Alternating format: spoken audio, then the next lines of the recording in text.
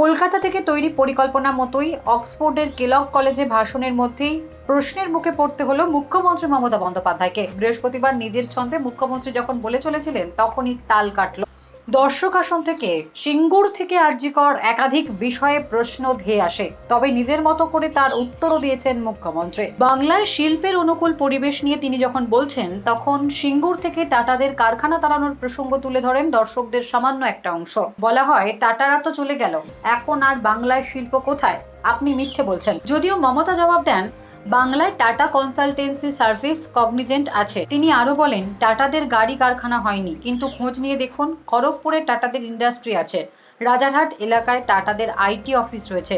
না ভাই, আমি কোনো মিথ্যে বলছি না, আপনারা খোঁজ নিন। আরজিকর কাণ্ডে রাজ্য সরকারের ভূমিকা নিয়ে প্রশ্ন ধেয়ে আসে দর্শকদের দিক থেকে। জবাবে মুখ্যমন্ত্রী বলেন, এটা বিচারাধীন বিষয়। তবে এই উত্তরে থেমে যাননি দর্শকরা, ধেয়ে আসতে থাকে আরো অনেক প্রশ্ন।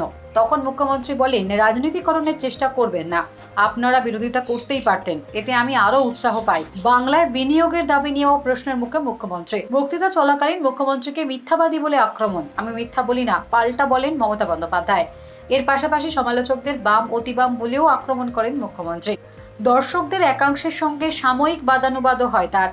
সমালোচকদের সাম্প্রদায়িক বলেন তিনি। আরজিকর কাণ্ডে ক্রাউড ফান্ডিং নিয়েও প্রশ্নের মুখে পড়েন মমতা বন্দ্যোপাধ্যায়। তবে এদিনের ভাষণে সামাজিক উন্নয়ন, বালিকা, শিশু এবং নারীর ক্ষমতায়ন নিয়ে বিস্তারিত বক্তব্য রাখেন মুখ্যমন্ত্রী। একের পর এক তুলে ধরেন তার চালু করা সামাজিক প্রকল্পের কথা, কত মানুষ তার দ্বারা উপকৃত হচ্ছে সেই প্রসঙ্গ। মমতাকে বলতে শোনা গিয়েছে, দিদি কিছু নিয়ে ভাবে না, কারোর পরোয়া করে না, দিদি কাজ করে পুরো রয়্যাল বেঙ্গল টাইগারের মতো। এরপরেই দর্শকদের আচরণ সংযত থাকতেও বলেন মুখ্যমন্ত্রী। তিনি বলেন, এমন আচরণ করে তারা নিজেদের শিক্ষা প্রতিষ্ঠানকে অসম্মান করছেন। মমতা বন্দ্যোপাধ্যায়কে এও বলতে শোনা গিয়েছে, আমায় ধরতে পারলে ধরো, না ধরতে পারলে লড়তে এসো না। অনুমান, এরপর বিক্ষুব্ধ দর্শকদের হয়তো অনুষ্ঠান থেকে বের করার উদ্যোগ নেয় কর্তৃপক্ষ, কিন্তু তাদেরকে থাকতে দিতে বলেন মুখ্যমন্ত্রী নিজেই। তিনি বলেন, তার কোনো সমস্যা নেই। এরপরেই বলেন, এটা ওদের স্বভাব, ওরা কিছুতেই বদলান না। মুখ্যমন্ত্রী বাকি দর্শকদের উদ্দেশ্যে বলেন, ওখানে 10 থেকে 12 জন রয়েছে, ওদের উপেক্ষা করাই ভালো। দর্শক আসন থেকে যারা মমতা বন্দ্যোপাধ্যায়কে একের পর এক প্রশ্নবাণে বিদ্ধ করেছেন,